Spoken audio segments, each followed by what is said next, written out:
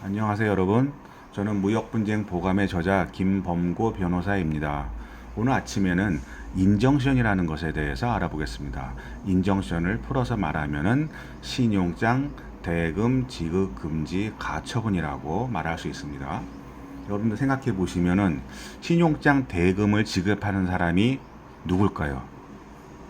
본질적으로는 수입자, 즉 신용장 개설 의뢰인이겠지만 마지막 단계까지 가기 전에는 매입은행이나 개설은행이 돈을 지급하는 구조인 거죠.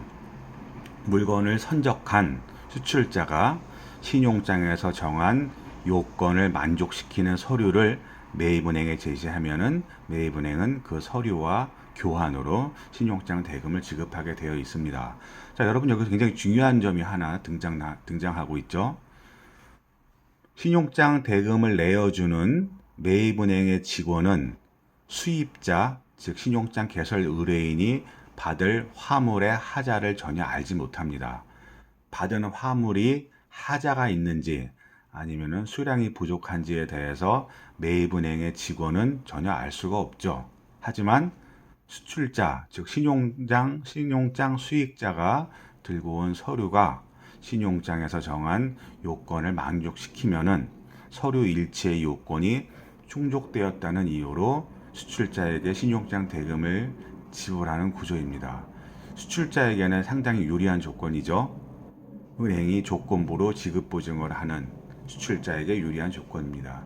반면에 수입자는 자신이 받을 화물의 상태를 확인할 수가 없죠. 자신이 받을 화물에 하자가 있는지 아니면 자신이 받을 화물에 수량이 부족한지 알 수 없는 상황에서 매입은행이나 개설은행은 신용장 요건이 일치해 만족을 이유로 돈을 지급하는 신용장 대금을 지급하는 그런 구조입니다. 자, 제가 문제를 읽어보겠습니다. A는 주석 원료의 수입업체로서 이건 신용장의 개설 의뢰인이다. B, 수익자, 즉 수출자는 이 사건 매매계약의 목적물을 선적하지도 아니하고 서류를 허위로 작성하여 C에게 매입을 의뢰하였습니다. B가 C에게 매입을 의뢰한 서류 중에는 허위로 작성한 선화증권도 있었습니다. 매입은행 C는 수익자인 B로부터 관련된 선적 서류 등을 인수하면서 B에게 대금을 지급하였고 D에게 신용장 대금의 상환을 청구하였습니다. A는 즉 수입자 신용장 개설 의뢰인은 D 개설은행이 자기에게 신용장 대금의 지급을 청구하여 오자 이 사건 매매 목적물 즉 주석 원료가 선적되지 아니하였음을 개설은행 당신이나 매입은행이 알 수 있었다. 그래서 나는 신용장 대금을 지급하지 못한다라고 하면서 저한테 문의해 왔었습니다. 자, 다음 페이지 보시면은 제가 답을 적어놨습니다. 신용장 대금 지급금지 가처분 제도의 요건은 좀 어렵습니다. 선적 서류의 위조, 변조 내지 허위 작성이라는 요건을 수입자, 즉 신용장 개설 의뢰인이 입증해야 합니다. 개설은행이 상환 당시 서류가 위조되었음을 알고 있었거나 위조된 문서라고 의심할 여지가 있었든지 아니면은 매입은행이 위조 행위의 당사자로서 관련이 있거나 매입 당시 그 서류가 위조되었음을 알고 있었거나 알 수 있었을 그런 요건을 필요로 하고 있습니다. 이 요건 때문에 많은 분들이 신용장 대금 지급금지 가처분 제도라는 유용함에도 불구하고 행사하지 못하고 있습니다. 그분들의 얘기는 이렇죠. 난 이미 신용장 대금에 막대한 손해를 입었는데 신용장 대금 지급금지 가처분이라는 별도의 절차를 하면서 더 이상 비용을 낭비하고 싶지 않다라고 얘기를 하십니다.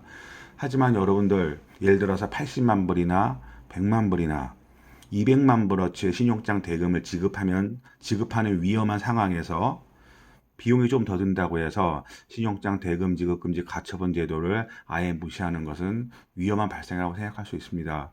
우리에게 아직 마지막 기회가 남아 있는데 너무 빨리 속단하지 마시고 한 번 더 천천히 생각해 보실 기회로 활용하시기 바랍니다. 절차는 어렵지 않습니다. 이 건은 본안 소송이 아닌 가처분건, 즉 본질이 신청건입니다. 그래서 시간이 오래 걸리진 않고요. 보통 제 경험에 의하면은 4주에서 6주 정도 소요되었습니다. 관할 법원은 개설은행의 본점 소재지 법원입니다. 많은 분들은 신용장 대금 지급 금지 가처분을 은행에 제시하는 거라고, 은행에 제기하는 거라고 알고 계시는데요. 그것이 아니고 은행이 신용장 대금 지급을 하지 못하게 하는 결정문을 주는 곳은 법원입니다. 그래서 개설은행의 본점 소재지 지방법원에 가처분을 신청하시면 되겠고요. 그리고 법원에서 요구하는 금액이 있는데 이른바 보증금이 되겠죠. 그 보증금은 우리 보증보험 제도를 활용하여 큰 돈 내지 아니하고 몇만 원 단위로 활용하실 수 있습니다. 그럼 여러분들께 지금 제일 궁금하실 것은 선적 서류의 위조, 변조, 허위 작성을 어떻게 입증할 것이냐라는 것일 텐데요. 제가 사건 수행한 결과 공통점을 찾을 수 있었습니다. 그 공통점은 뭐냐면은 수출자가 수입자에게 보내오는 정보가 빈번하게 변경됩니다. 선적 일자, 이른바 선적 일정이죠. 이른바 ETD, 선적 일정을 자주 바꿉니다. 그리고 선박 정보, 배 항차, 배 이름, 이런 것도 자주 바꿉니다. 그리고 더 근본적으로는 이번에 선적 안 돼라고 했다가 다음에 선적 돼, 아니면 반대로 이번에 선적하기로 했는데 못하게 됐어 라고 잦은 변경을 알려옵니다.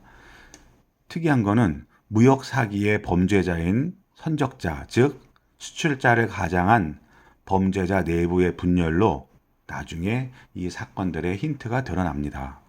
제가 해왔던 사건도 저쪽 내부적으로, 수출자 내부적으로 임금이 체불된 상황에서 그쪽의 인부가 단서 흘렸습니다.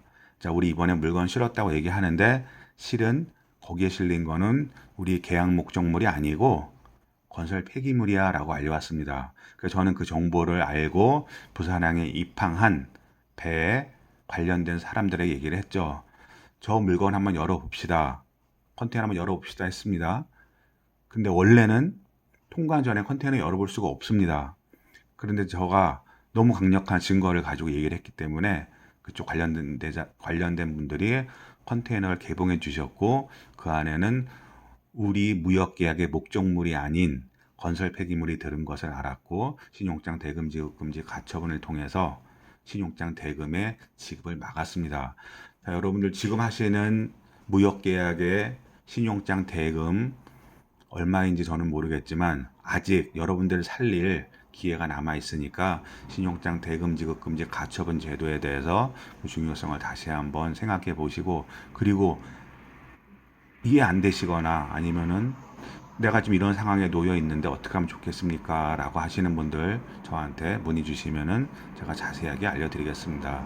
자, 이상 무역분쟁 보감 저자 김범구 변호사의 인정션 제도 설명에 대한 시간이었습니다. 자, 오늘도 좋은 시간 보내시고요. 그리고 여러분들의 사업에 항상 좋은 일이 더 많기를 그렇게 빌어마지 않습니다. 감사합니다.